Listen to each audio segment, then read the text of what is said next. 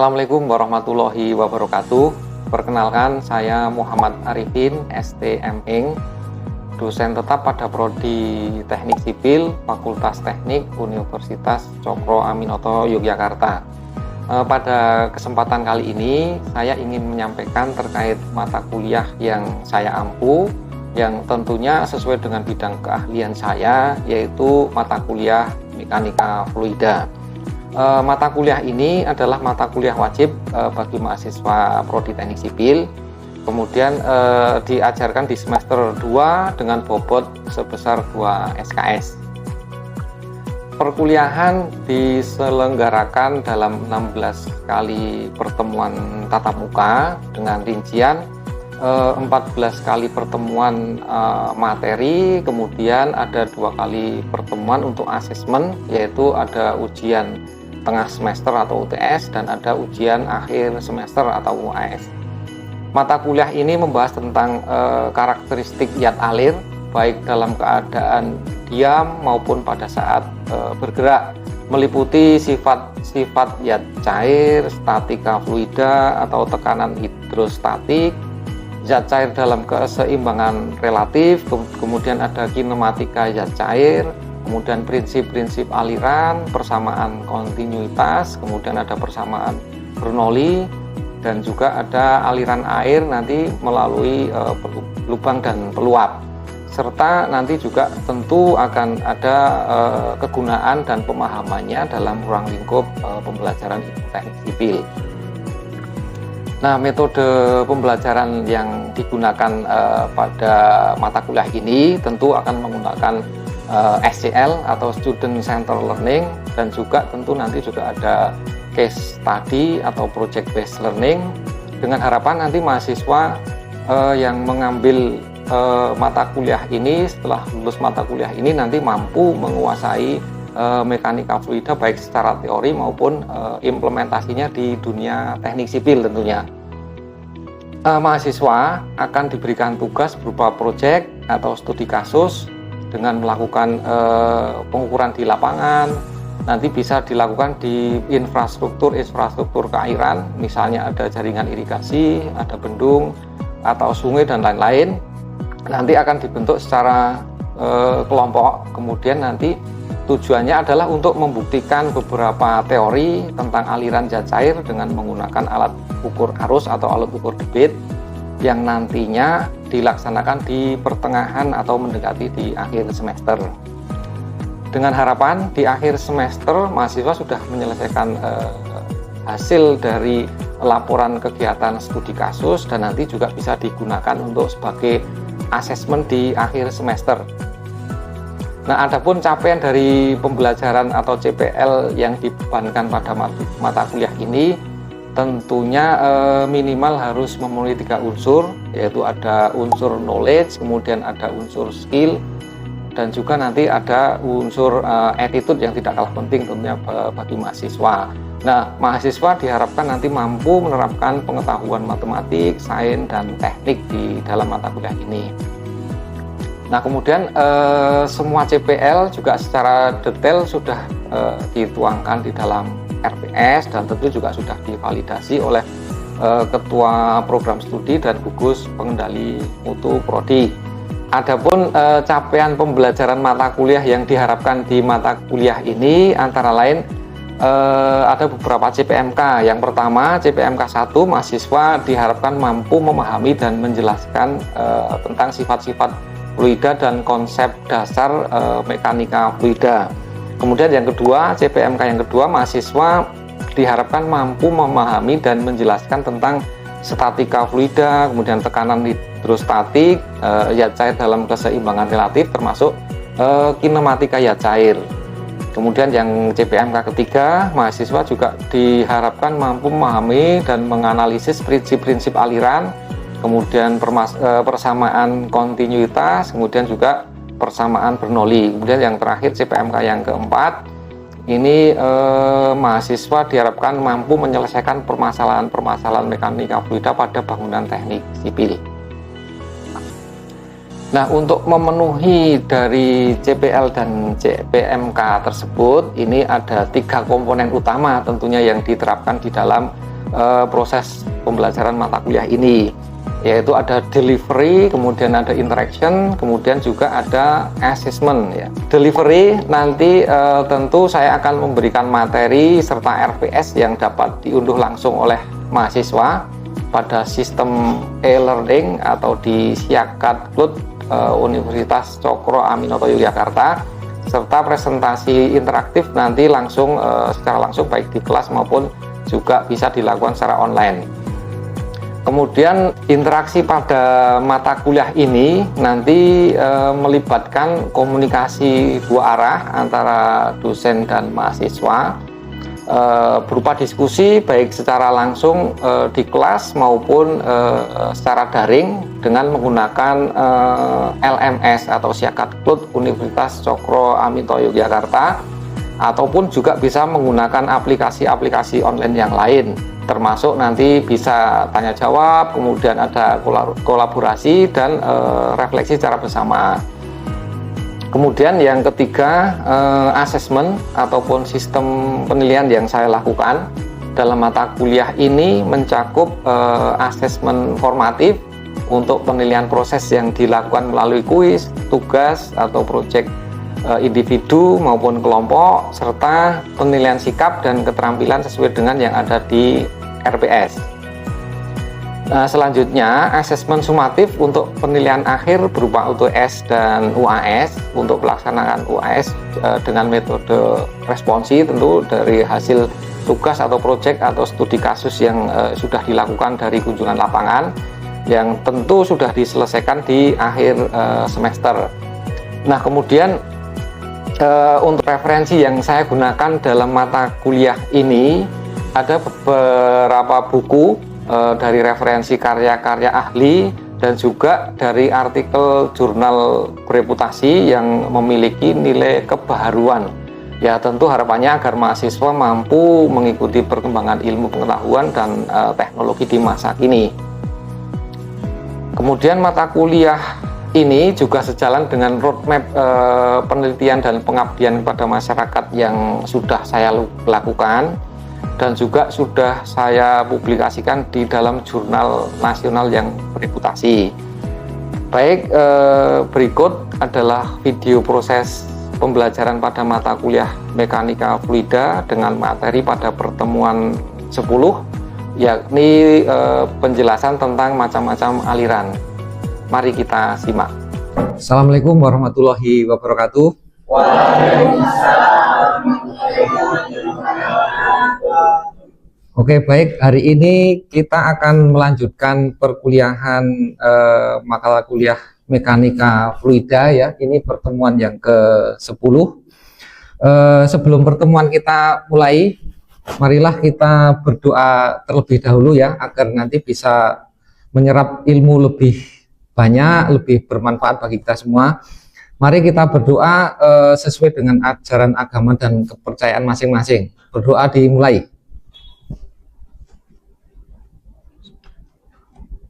Oke, cukup ya. Bagaimana kabarnya hari ini? Alhamdulillah sehat semua ya. Jadi sudah sarapan semua? Alhamdulillah, jadi aman ya. Baik, sebelum kita mulai mungkin kita akan melakukan presensi terlebih dahulu ya. Mohon untuk disiapkan add linknya, nanti kita presensi dengan scan barcode ya. Nah, silahkan di scan untuk barcode-nya.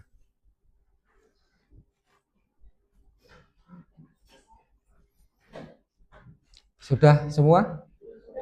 Oke, baik. Kita mulai review ya untuk materi yang minggu kemarin. Jadi kemarin kita sudah mempelajari tentang macam-macam aliran. Nah, sekarang yang pertama, ada berapa macam aliran? Mungkin ada yang masih ingat? Saya masih ingat. Oh ya, silahkan. Nama saya sebelumnya, nama saya Puspa Rasid, dan nomor mahasiswa 23501003. Saya ingin menjawabkan pertanyaan dari Bapak, yaitu terkait dengan macam-macam aliran. Di sini yang saya masih ingat adalah terdapat 7 macam aliran. Yang pertama adalah aliran invisit dan viskos. Yang kedua adalah aliran kompresibel dan tak kompresibel. Yang ketiga adalah aliran laminar, dan turbulen. Yang keempat adalah aliran mantap atau steady flow dan aliran tak mantap atau unsteady flow.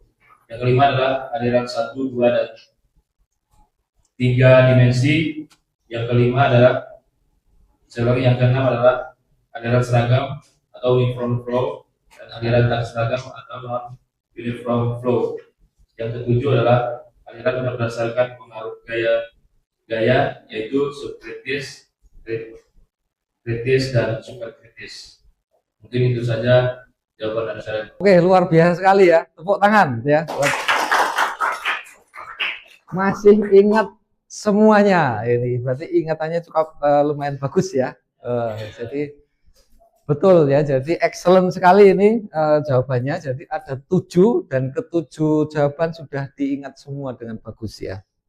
Baik, kita ke pertanyaan yang selanjutnya. Jadi tadi disebutnya ada macam-macam aliran, ada aliran visit dan invisit ya. Ada yang tahu apa itu aliran visit dan invisit? Mahasiswanya saya Muhadim dengan nomor mahasiswa 2550150. Aliran invisit adalah aliran yang kekentalan zat cairnya dianggap 0. Sedangkan aliran viskos adalah aliran yang kekentalan zat cairnya harus diperhitungkan. Sudah? Sudah Pak? Saya Pak, masih ini Pak. Oke, silakan Mas. Disebutkan nama nomor mahasiswanya. Perkenalkan saya akan bisa tinggal di bagian 04. Sebelum menjawab pertanyaan Pak, aliran laminar adalah benda bergerak dalam lapisan-lapisan, tidak terjadi percampuran besar dan hambatan dalam kecil. Kalau yang dimaksud turbulen adalah gerakan pindah acak banyak besaran dan campurannya tinggi. Oke, jadi bagus ya, jawabannya sudah sesuai. Jadi memang kemarin juga sudah kita jelaskan apa itu aliran laminer, apa itu aliran turbulen ya. Jadi memang kita sudah mempelajarinya itu. Jadi kemarin kita sudah mempelajari 3 macam aliran yang kita review hari ini. Kemudian hari ini kita akan melanjutkan untuk aliran-aliran yang berikutnya. Oke, baik. Sekarang kita mulai untuk kuliah yang intinya di hari ini ya. Nah, ini jadi ada aliran yang belum kita bahas, ada 4, 5, 6, dan 7. Nah, jadi kemarin saya sudah memberikan tugas kepada kalian semua untuk 4 macam aliran ini agar dipelajari secara mandiri ya di rumah lewat referensi-referensi yang bagus tentunya ya, bisa melalui internet, bisa melalui jurnal-jurnal yang ada. Nah, sekarang kita masuk di aliran dimensional atau dimensional flow ya. Ada yang bisa menjelaskan apa aliran berdimensi atau dimensional flow? Saya. Oh, Mas lagi ya. Oke. Aliran dimensional dalam mekanika mudah adalah klasifikasi aliran berdasarkan jumlah arah dimensi yang digunakan untuk menggambarkan perubahan kecepatan dan sifat-sifat aliran di dalam ruang. Sudah cukup? Ada yang mau menambahkan? Cukup Pak. Cukup. Oke ya. Jadi bagus ya. Jawabannya juga sudah memenuhi dari unsur-unsur apa itu aliran berdimensi dan aliran tidak atau dimensional flow. Kalau di dalam bahasa Inggrisnya dimensional flow. Nah, jadi saya akan memberikan gambaran dari jawaban yang diutarakan oleh Mas Cia tadi. Jadi atau ada berapa macam Mas alirannya? Dimensional flow itu ada berapa macam? Saya Pak. Oke, silahkan Mas Furkan. Aliran dimensi itu ada 3, yaitu aliran 1 dimensi, 1 dimension flow, aliran 2 dimensi, 2 dimension flow, dan aliran 3 dimensi, 3 dimension flow. Oke, bagus ya. Jadi memang ada 3 untuk aliran berdimensi atau dimensional flow, itu ada 3 macam seperti yang disebutkan oleh Mas Furkan tadi. Jadi ada aliran 1 dimensi, kemudian ada aliran 2 dimensi dan aliran 3 dimensi. Nah, saya akan memberikan sedikit gambaran biar lebih jelas apa itu aliran 1 dimensi. Luar biasa juga ini, bagus ya. Jadi very good jawabannya. Jadi ada 2 ya, invisit dan visit. Jadi karena yang membedakan adalah tentang kekentalannya. Tapi kalau sebenarnya kalau di aliran real itu hampir tidak ada yang memang aliran yang tidak ada viskositasnya ya. Oke, jadi kita lanjutkan lagi untuk review sekaligus kuis berikutnya ya. Jadi tadi yang nomor 3 apa Mas Furkan? Laminar dan turbulen. Turbulen ya. Jadi ada lagi aliran laminer dan turbulen. Ada yang tahu? Ada yang masih ingat? Dimensi, kemudian apa itu aliran 2 dimensi dan aliran 3 dimensi. Nah, ini untuk one dimensional flow atau aliran 1 dimensi.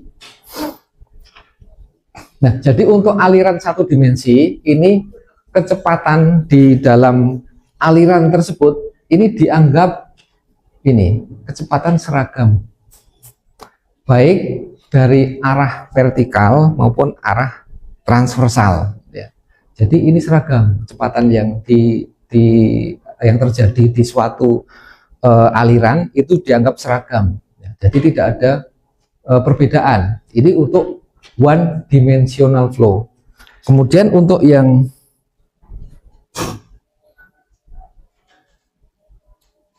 two dimensional flow ini ada 2, jadi ada 2 dimensi arah vertikal, kemudian nanti ada 2 dimensi arah transversal atau horizontal. Nah, bedanya seperti ini.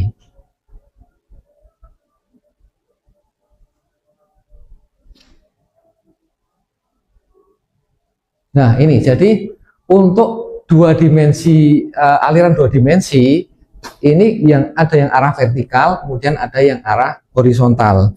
Nah, kalau yang arah vertikal itu artinya aliran ini berbeda secara arah vertikal atau sumbu Y-nya. Nah, jadi kecepatan searah sumbu Y itu berbeda. Jadi di bagian atas ini lebih tinggi, kemudian semakin ke bawah, ini kecepatannya semakin kecil. Nah, ini yang arah 2 dimensi arah vertikal. Nah, kemudian untuk yang 2 dimensi arah horizontal, ini perbedaan terjadi searah sumbu X-nya atau searah horizontalnya. Jadi kecepatan di tepi, di tengah, kemudian di tepi kiri atau kanan ini berbeda. Tapi dia secara horizontal ini sama. Ya, secara vertikalnya sama. Ya, jadi ini bedanya 2 dimensional flow searah vertikal dan arah horizontal. Nah, kemudian tadi yang ketiga ada 3 dimensional flow atau aliran 3 dimensi ya. Untuk aliran 3 dimensi atau 3 dimensional flow ya. Jadi aliran untuk ini itu antara sumbu X dan sumbu Y ini berbeda ya. Jadi ada perubahan baik dia secara vertikal maupun dia secara horizontal ya. Jadi ini memang akan menjadi aliran yang paling kompleks atau lebih kompleks ya. Jadi ini aliran ini sebenarnya lebih mendekati ke aliran yang real, aliran yang kebanyakan real terjadi di alam ya, secara alami ya. Jadi misalnya kita di sungai, aliran di tengah kecepatannya, kemudian aliran di pinggir baik sisi kiri maupun sisi kanan, kemudian aliran di atas, di tengah, di bawah. Nah, itu tentunya kan berbeda ya kan. Kalau kita lihat secara logika saja ya, secara visual ya, itu kan berbeda ya. Ya, yang paling cepat yang mana kecepatannya coba? Pasti yang di tengah-tengah ya, di atas tengah itu cepat ya kan, karena dia memang tidak ada hambatannya di situ, jadi akan lebih cepat. Nah, memang aliran 3-dimensional flow ini. Nah, ini lebih kompleks lagi. Jadi dia berubah ini baik secara vertikal maupun secara horizontal. Nah, ini yang lebih real, yang banyak lebih real terjadi sebenarnya seperti ini. Karena tidak ada yang benar-benar murni sama persis ya sebenarnya kalau di alam nyata ya. Jadi ini lebih real. Jadi dia aliran secara vertikalnya juga berubah, kemudian tidak sama ya. Kemudian secara horizontalnya dia juga tidak sama. Nah, ini banyak dijumpai di alam ya. Di sungai ini, apalagi sungai yang banyak batu-batunya, ini tentu aliran air kan akan melewati sela-selanya ya. Kemudian di pilar jembatan ada bangunan infrastruktur yang melintang di sungai, kemudian di air terjun, pusaran di bendung, kemudian di bangunan loncat air juga nanti akan terjadi arah aliran yang 3-dimensional flow. Baik, jadi untuk materi tentang dimensional flow atau aliran berdimensi masih ada yang belum jelas atau masih ada yang ditanyakan? Oke, bagus ya. Jadi sudah jelas. Baik. Jadi nanti untuk pembuktian dari macam-macam aliran ini nanti ada tugas ya, ada project, ada case study. Karena pembelajaran ini kita juga menganut sistem study case atau case study dan juga project based learning. Jadi nanti di pertemuan berikutnya saya akan memberikan project kepada kalian, nanti dibuat berapa ya ini, 3 kelompok mungkin ya, 3 kelompok ya, nanti dibuat 3 kelompok. Nah, minggu depan di pertemuan berikutnya kita akan melakukan studi case di infrastruktur irigasi mungkin ya, di irigasi yang dekat sini ya, nanti di Bantul itu ada sistem irigasi DI Sapon namanya. Nah, nanti akan kita lakukan pengukuran debit di lokasi. Jadi untuk membuktikan bagaimana ini di saluran ini apakah yang terjadi, apakah ada aliran 2 dimensi, 1 dimensi atau bahkan ada yang 3 dimensi. Jadi nanti kita akan mengukur debit atau arus dengan menggunakan alat yaitu current meter ya nanti.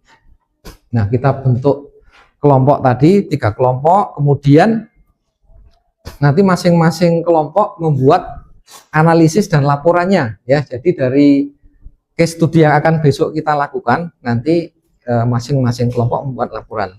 Nah, kemudian nanti akan kita bahas nanti di pertemuan berikutnya ya, nanti untuk sekaligus nanti kita menyelesaikan materi tentang macam-macam aliran untuk pertemuan berikutnya. Mungkin ada yang masih belum jelas tentang studi case yang akan kita lakukan besok. Yes. Sudah ya, berarti sudah jelas ya nanti.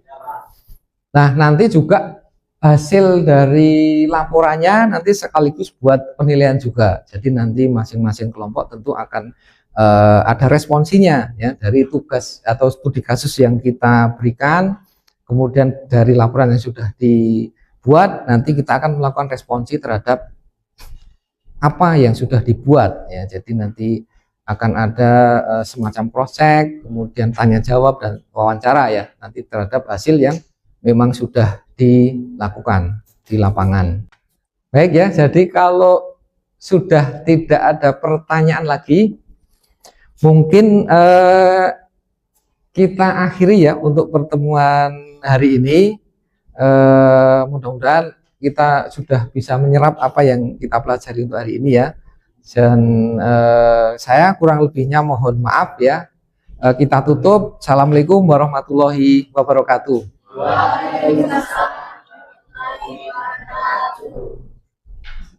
Pada perkuliahan hari ini, mahasiswa mendapatkan pembelajaran mengenai macam-macam aliran dalam mekanika fluida, sehingga memberikan pemahaman mendasar tentang bagaimana fluida bergerak dan faktor-faktor yang mempengaruhi perilaku alirannya. Sesungguhnya materi ini merupakan fondasi yang sangat penting yang akan mendukung pembelajaran lanjutan nantinya pada mata kuliah hidrolika, kemudian mata kuliah hidrologi, ada mata kuliah drainase, kemudian ada lagi mata kuliah drainase dan bangunan irigasi dan bangunan air, sekaligus membekali mahasiswa dengan kemampuan untuk merancang sistem hidrolik yang aman, efisien, dan berkelanjutan.